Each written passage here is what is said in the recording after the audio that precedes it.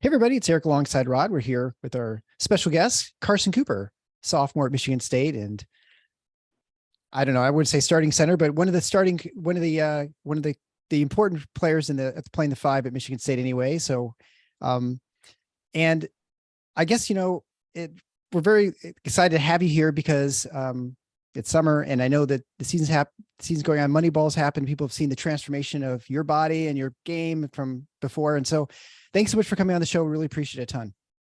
Yeah, I appreciate you having me on here. I'm excited to be here.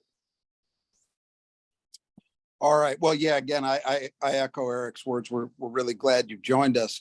I wanted to talk first about where you were just before Michigan State offered, because I have to be honest with you, seeing video of you both in AAU right before that, because you were playing in EYBL before you got the offer, right?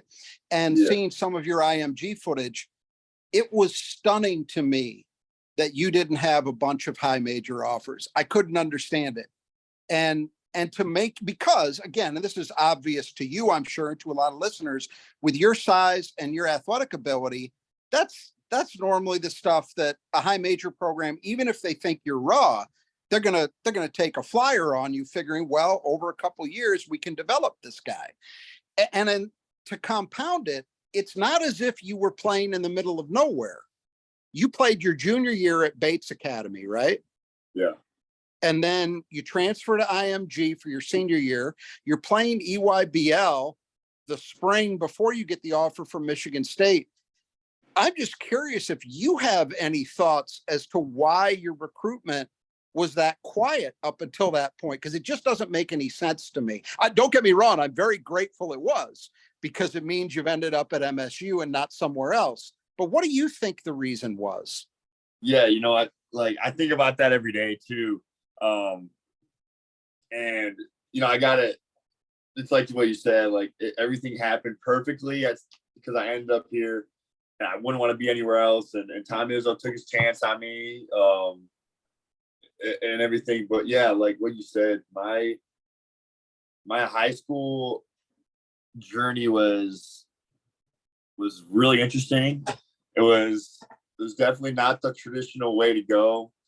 So yeah, basically, if you would have told me my freshman or sophomore year of high school when I was back at Jackson Northwest, back in Jackson, back at public high school, if you would have told me then that I would be here in the position I am now, I probably would have told me that you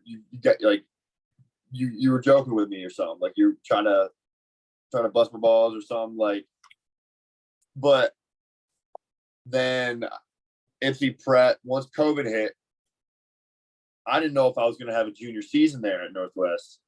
Right. So they reached out to me, and obviously I knew basketball. I knew who Imani Bates was. I knew of that program. And then early my junior year, when they reached out to me, it did take a good amount of consideration, just because, it's new for me. My parents at the time didn't even know that, prep basketball was a thing. They didn't really understand any of that. So that was a whole new point for them as well. I had to make a decision whether I wanted to stay at home, try to, just get through that, trust that COVID would die down enough so we would have a season that year, or go that route, which ultimately was the better decision for me, because it built me into this better basketball player. And I wouldn't have been here without Ipsy Prep, so I have to give them some credit. But yeah, that was an unreal season. But I think just with everything that happened COVID wise and everything, that was the way to go for me. And then yeah, like you said, I played EYBL for 4 years. So every year you played EYBL at the like 15 under, 16 under. Yeah. Yeah. So I played with the family out of Detroit, where Miles and all those guys came out of. And then I played after that Ipsy season with Imani. I played with them during AAU, which honestly I thought that was going to be like my coming out party where people would start to know who I Right. was. Because I mean, my first 2 years, I was a bench player. I was just a regular big guy playing with the family, just a big white guy playing with these guys. And I'd get a rebound. I'd get a rebound and a layup a game pretty much. So no one's really looking my way too much. And then, so once I got through that year at FC Prep, and then I went through that EYBL year with Bates, and nothing happened, which was kind of surprising with me. Yeah. The real shock that year was, I still remember to this day during Peach Jam, I talked with Imani's dad at the time, which was our coach pretty much that ran that program, and he's talking to me about how I might have to find a new school for my senior year because that Ipsy Prep isn't going to be a thing. So I have a new decision I got to make, whether it's I got to start reaching out to these other prep schools, because I know like I got to go up somehow from Ipsy Prep. And then I got connected to a guy in IMG that really got me, to know more about the program and everything about that. And then ultimately that was the better decision for me, which was a crazy step up from Ipsy Prep. Like, it's just unreal down there. But a little more structure. Oh, a little more structure. 100%. Yeah, I can imagine. Way more structure. Just like facility wise, it's so well run down there. And that, I think that really helped set me up for where I'm at now as well. But yeah, I got my first 2 offers on the same night. I got both my first 2 offers, which is unreal. I got Eastern and Vermont, which were both the same night. It was crazy. Like, I was so happy, but also I had people telling me my sophomore year that I was just a late bloomer, that I like they'd come, blah blah blah, and I'm like, all right, whatever, like, yeah, okay. And then I go through that season. I get a couple mid majors and all that, but I'm like so focused. Everyone's telling me that I can go higher, so I'm so focused on getting myself to a spot where I can start getting looked at by more of these schools. And I think what kind of killed me a little bit was that I wasn't on that national team at IMG. Okay. Not being me. We weren't playing in front of those big time scouts. Our games probably weren't getting streamed. But ultimately it helped being on that second team, because it put me in a spot where I kind of could take the lead of my team. It kind of built my confidence up, helped me play more free, more smooth and stuff. And then I just kind of took that whole year from IMG, tried to put it towards that 4th UIBL session with the Florida Rebels down there. And then, yeah, like everything just happened so quick for me, because I was still deciding if I wanted to go do a post-grad year at IMG and try to work on getting some more high major offers, or take a mid-major offer where I was at now and develop a year there, and then possibly transfer out somewhere bigger after that year. So I was still holding off. Like, there was a good point there. I almost took that Vermont offer because they put a deadline on it, but I just something in my back of my head told me to hold off. And then Izzo came in one of my EYBL games, and it just kind of went crazy from there. The assistant coach Woj reached out to me, and after the week he first called me, he came down, visited me, talked to me, all that stuff, and then had me up for a visit. And then before I knew it, I was signed and ready to go. It was just unreal. But yeah. Now, had you had any contact with Michigan State prior to that? Like, even just like a little bit? I'm not even talking offer type stuff. No, but I do have a funny story for you guys. So I don't want to talk your guys' ear off, but no, please. I was, believe me. Yeah, I was playing soccer my whole life. That was my main sport, right? And we're gonna get to that. It's one of the other questions. I won't get too much detail, but basically I reached out to Michigan State on this recruiting website for soccer. And then last year, probably like towards the end of the season, one of the soccer guys found my email and saw me. So that was really the only contact I had with Michigan State. Before that was I emailed the soccer program. Right. But I had no contact with Michigan State before that. That to me, your story is such a good one, because I think most people believe that in the modern era, with all the prep schools and, high school games being televised on ESPN and all the different ranking services, all of this attention on high school basketball, that there's no way that anybody can slip through the cracks. But you're living proof that it can happen, even in 2022. I mean, it's right there. And now you look at where you are now. You played as a freshman. You're set to, I think, play more next year and play a bigger role. And who knows where it can go from there. So I think it's a really great story, because this isn't supposed to happen today, this kind of thing. No, it's like, I don't even know if there's any other way I can show my appreciation to these coaches over here, and letting me and trusting me to get over here, because when they started talking to me, they're like, okay, they didn't come out and say it, but I kind of knew that they were talking about, okay, you're going to come out, you're going to redshirt, you're going to be a good practice player for that first year. You're going to be a big guy that you can guard Marty and stuff, give some tough time down there. And then, I just went in and then tried to do what I know best, and just play basketball. So, right. Yeah, well, I think that goes into the point we just started to get to about the soccer too, that now with this over specialization of players, right? Like you only play one sport, especially when you get to high school, you focus primarily on that. Some people play two, but you play two sports that are not usually people put together, soccer and basketball. They're, that's not typical. And yet I don't know, it seems like it helps you. Do you think, how do you think it changes you as a player, and has it been useful to you? Yeah. They love using the soccer against me sometimes, though,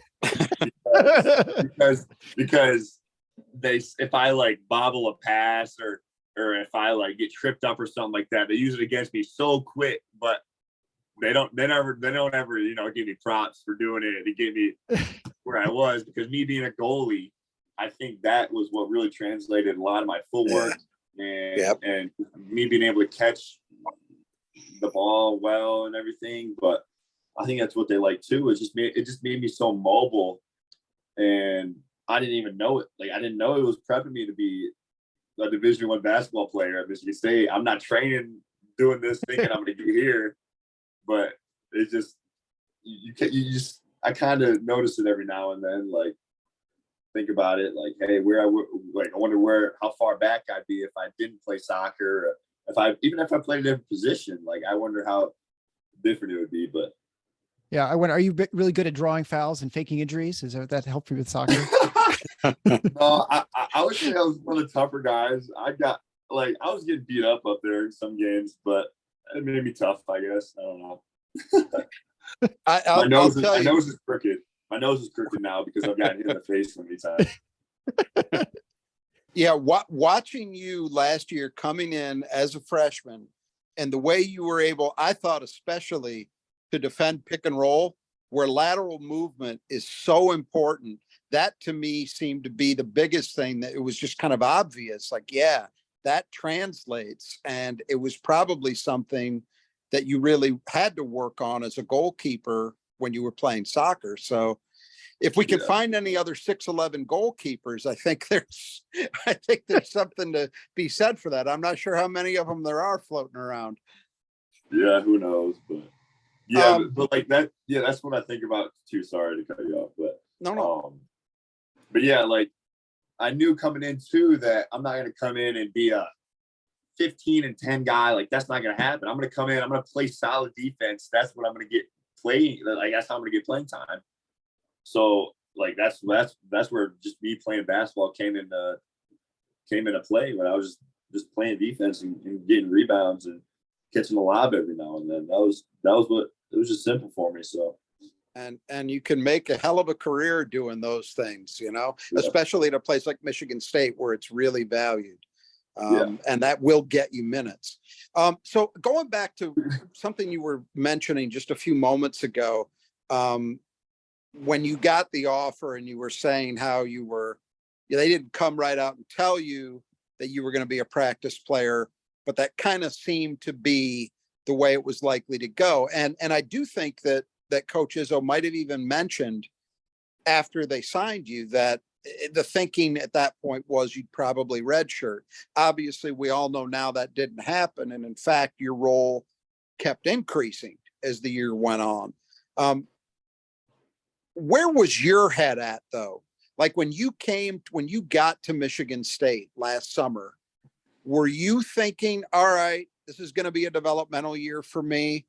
And you kind of just embraced that? Or in your mind, were you thinking, I need to prove to these guys that I can help now? Yeah. So I just always think about this too. Like, so I'm going into this situation knowing that redshirting is the main option for me. And I was 100% okay with that because it was either I was going to do that or I was going to do a post-grad year at IMG. But Right. It didn't make sense for me to do a post-grad year at IMG and then go to Michigan State anyway, because that's like, obviously it's one of my dream schools when I'm a kid. So I'm like, why would I waste a year at IMG when I could just get in the system early? But like, what was crazy is I didn't know like what I was getting myself into. Like, I didn't know the depth of the team. I didn't know half the guys. I didn't know any of the freshmen coming in. Like, I was just like a loose cannon pretty much. I was coming in. I didn't know, I didn't know what was happening, but my mindset was pretty much I'm just gonna come in and just do the simple things that coach loves that, I had to figure out slowly. But one thing I think coach also liked about me was that I was like a 4-point student throughout high school. I was smart. Like, I could think on my feet.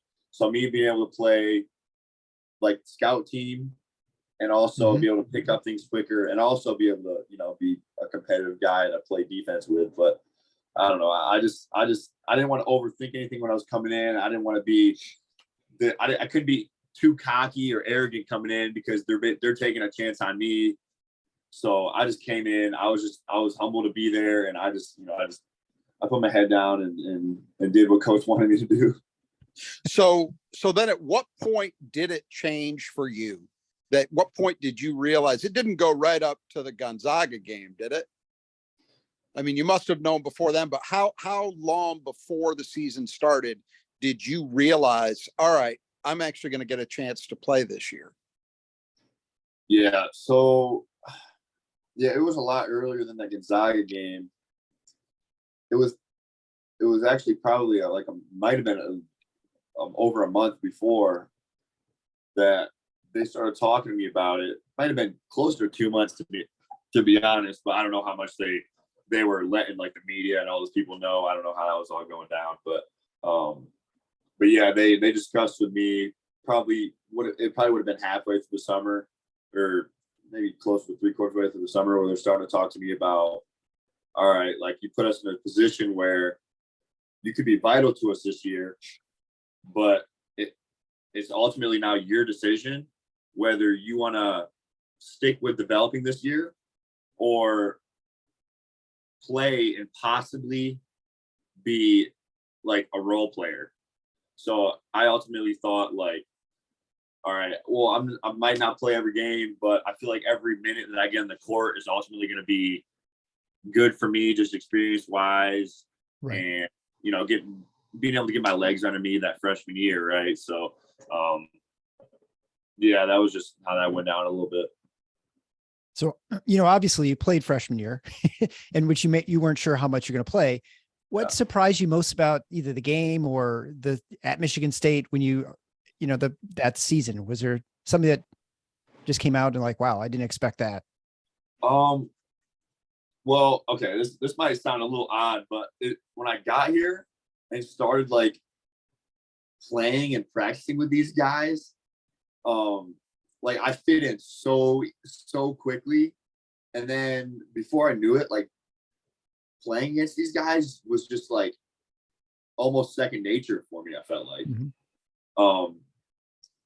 I'm going in intimidated because all these guys have been here a while. They know what they're doing. They're Michigan State players, but I'm coming in kind of, I'm a freshman. I know my place. I'm not going to get too crazy, but also I'm like, it just slowly started to get to a point where like I felt comfortable and it got pretty easy once these guys got to know me. So that was what probably the most surprising thing was just how quickly it came to me.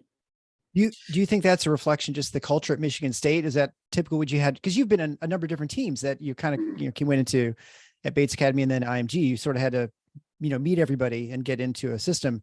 Is that just, you think that's just a Michigan State thing, or do you think there's just the kind of current guys are here that just you gel well with them?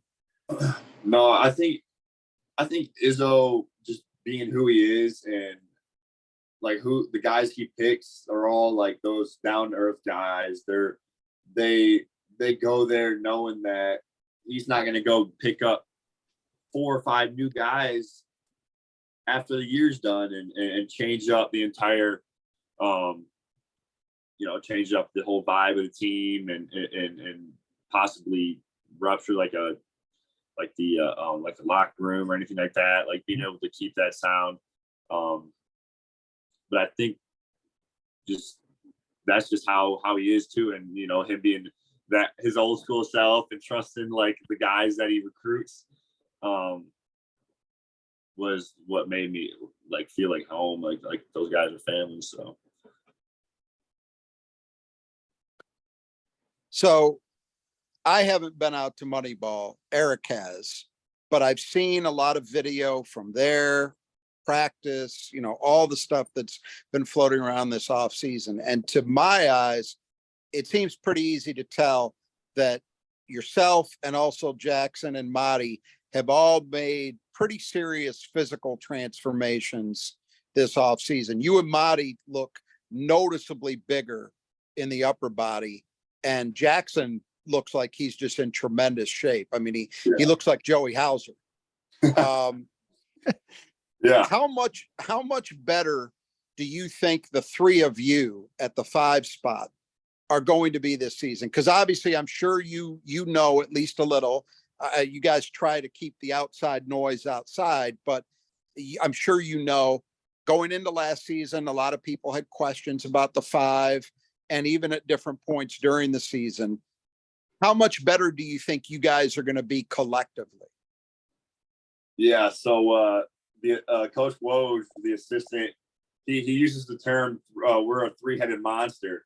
So he started that last year once we got there, and I think just me and Jackson being able to put that sophomore summer in was huge for us. Mm-hmm. I knew it was for me because I knew like what I had to do specifically to work on.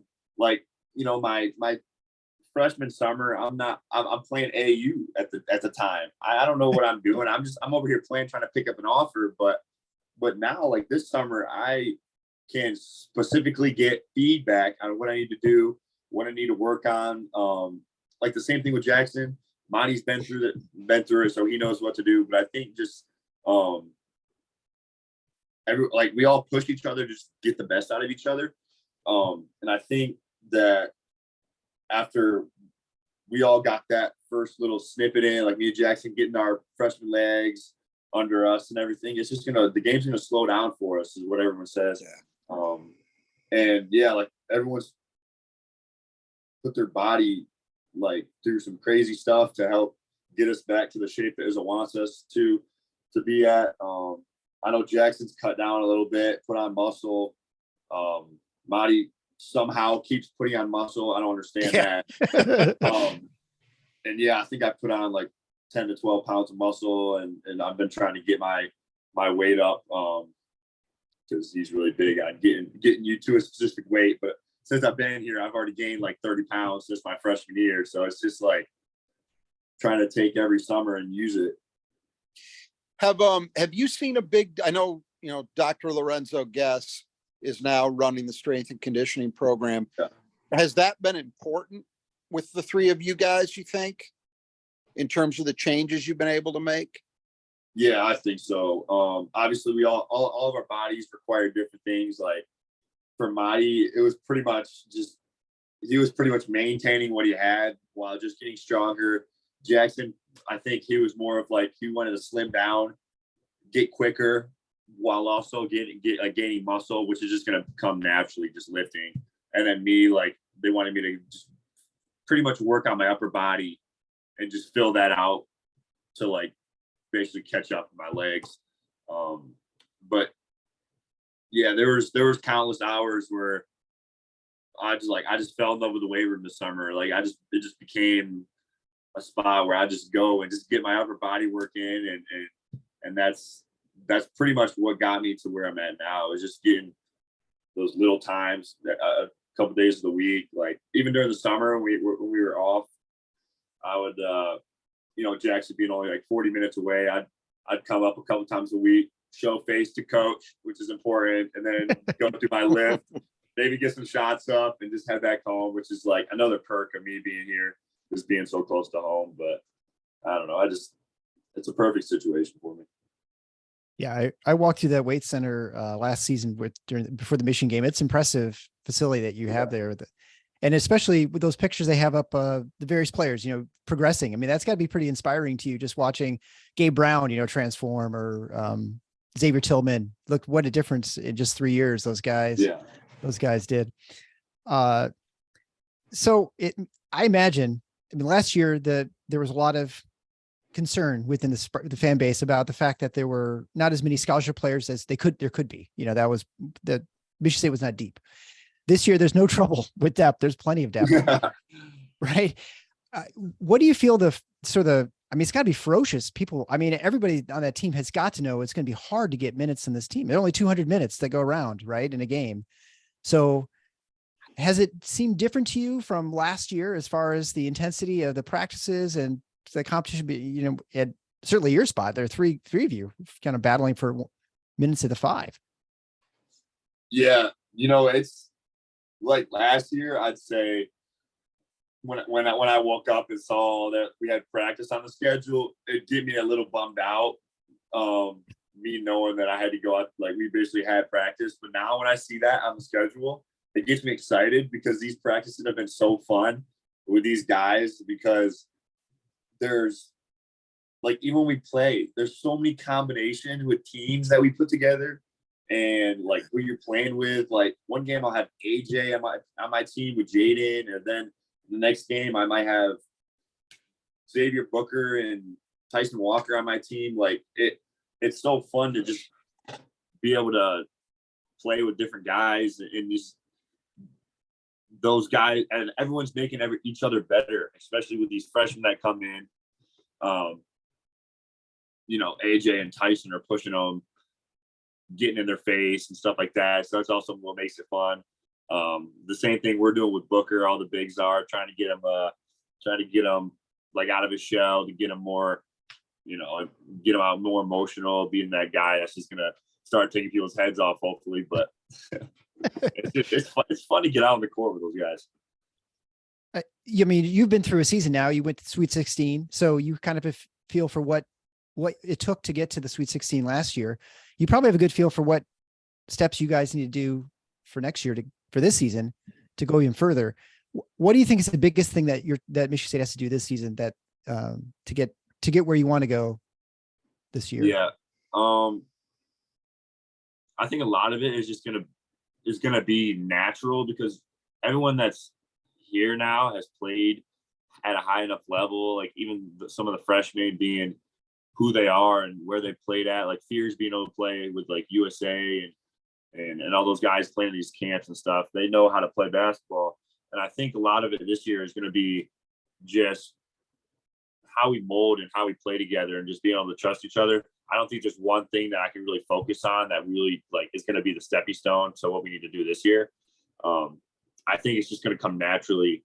But I also know for a fact that this might be the best year that we can get something done with who we have on the roster. So do you feel like the team's going to be playing different? Like last year, the pace was very slow for Michigan State, very slow for a typical Michigan State. We joked on the podcast that it was sort of like watching Wisconsin in some ways.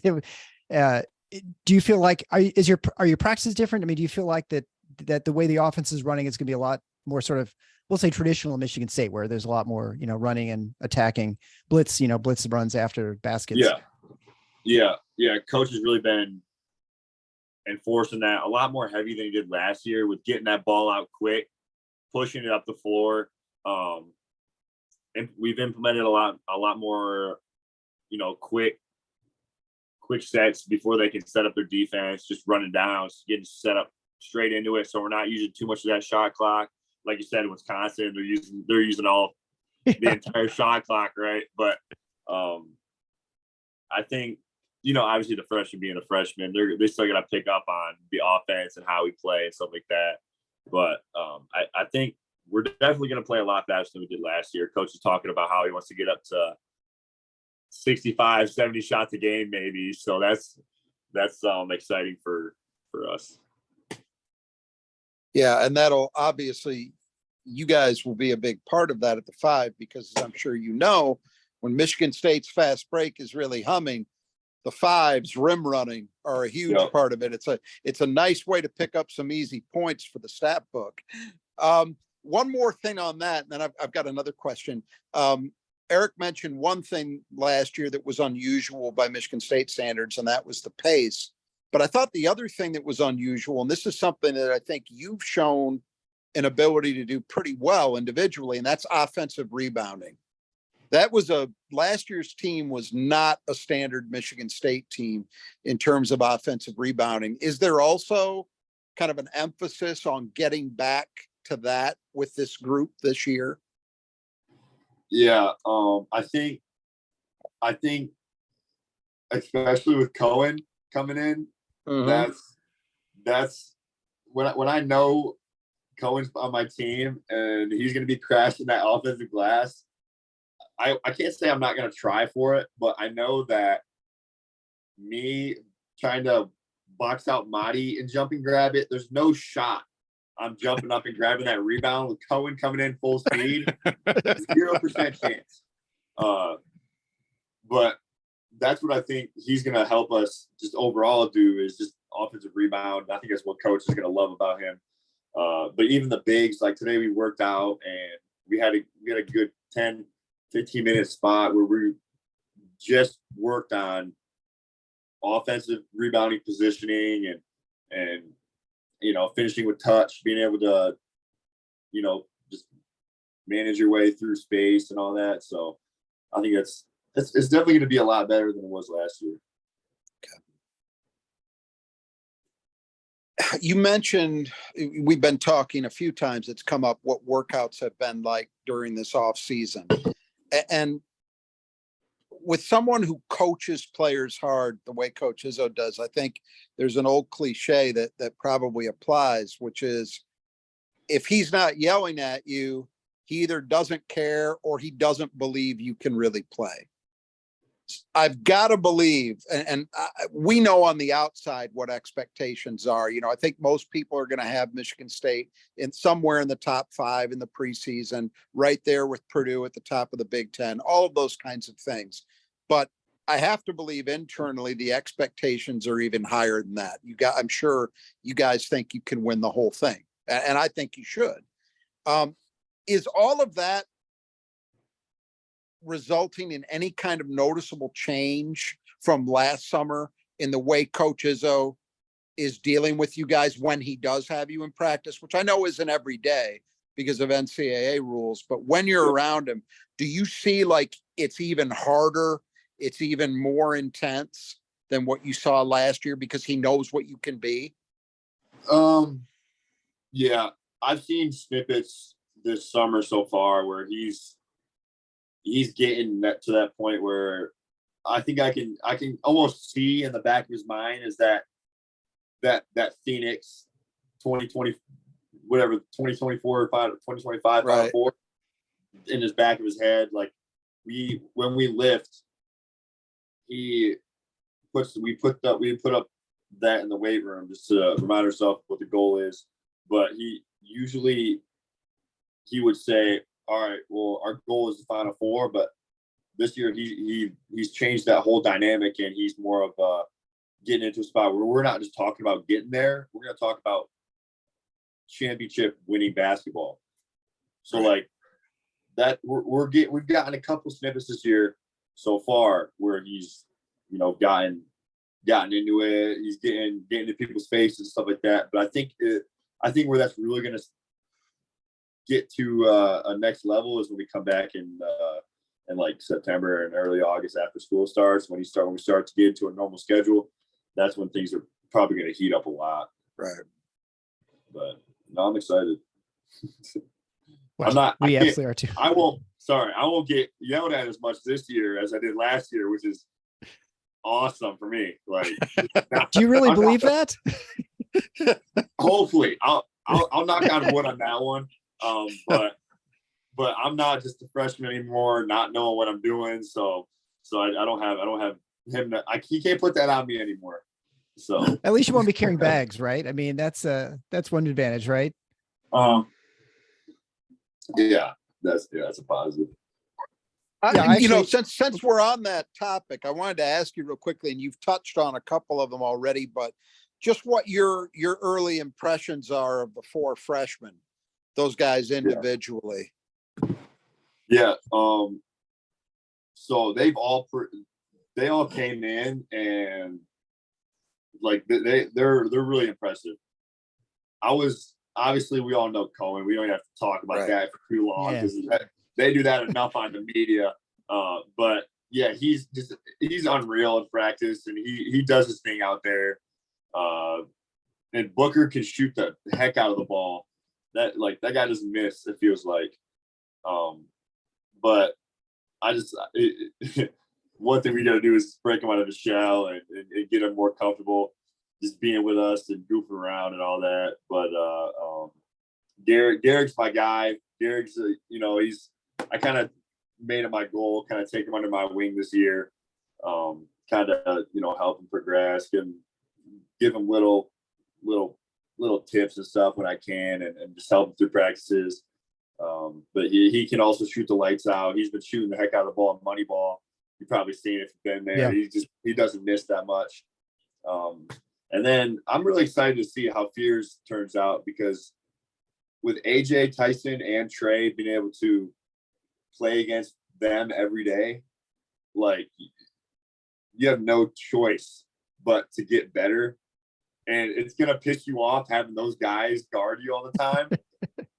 But I think that's ultimately going to make him to be like a potential killer point guard. So I'm really excited to see how all these guys progress, and once they get going in the season, and once we start flowing, I'm really excited to see how everything just merges together. Well, we're having Garrick on next, and actually come out before this airs. So is there something we need to ask him about? Something, do you have a good story about him trying to figure out what's going on from Texas up to Michigan now? You can just pester him a little bit about his golf game. So you can just give him some little hints that maybe he's not as good as he thinks he is. That's the one thing that we've been doing a lot, is just trying to get competitive out there. So I've been trying to beat him whenever I can. Well, before we go, I just want to remind everyone to check out Nudge Printing. You can go to nudgeprinting.com. You can go to tffinots.com and merchandise, and you get this sweet shirt we have. Coach Kelly has one. So I don't know if he's worn around practice at all, but the Final Four is not in the schedule logo shirt. It's a great quality. Nudge Printing is great sports of Spartan basketball and football, and it's coming up to tailgate season. So check it out, their stuff, and you can get some great products. Also, if you've got water problems, I know Carson's had this problem in the dorm there, but or if you got the cool stuff there. If you got gutter problems, check out the Brothers Who Just Do Gutters on the west side and the east side of the state. They can take care of things. Professional work. They do fantastic work, get to things quickly. No matter what the weather, they'll actually be out there. Strangely, they were out there doing my gutter work in February, did a fantastic job. And now I don't have giant puddles all over my house, around my house, which is a lot better. So check out Kurt and Greg. You can find the contact information in the either YouTube description beneath or on the podcast player. All right. So Cooper, you got another couple years left with us. What are we going to see different from you? You're not going to see any threes from you, I don't imagine, this year. Probably not this year, but I wouldn't say zero the next couple years. I wouldn't say zero, but it's gotten to a spot where coach doesn't completely yell at me if I shoot him in practice. So we'll just say that and we'll leave it at that. I don't want to get people too excited. All right. Are you going to start hovering around the 3-point line with like 2 seconds of the shot clock, hoping to get one? Is that just a little to launch a grenade at the end? I don't know. That's what Nick Ward did. I think, he got a couple that way. That's right. That's right. right. The greatest 3-point shooter in MSU history, Nick Ward. I think he was 1 for 1 that season, right? I think Bingham had one a couple years ago, like buzzer beater, like he just checked out too. But yeah, yeah. So yeah, it's a funny thing because I've seen so many guys. Like I vividly remember Matt Costello and Adrian Payne as 2 guys, watching them in high school. And in AAU, they would, they wouldn't take 10 threes a game, but it was part of their game. And then at Michigan State, no threes as a freshman, no threes as a sophomore. Maybe they get a few up as a junior. It would take until much later in their career before I guess they'd earned enough trust to get the green light. But it sounds like you think you might be on a slightly faster pace than that. It's going up. You got, all right. It's not red, but it's like orange, right? You're getting there. It's an orange. It's not. Yeah. All right. Well, Carson Cooper from Michigan State, thank you so much for being on the Final Fours on the schedule. We really appreciate you coming on. Yeah, I appreciate you guys. Thanks for having me on. It was fun. So until next time, the Final Fours on the schedule. Go green. Go white.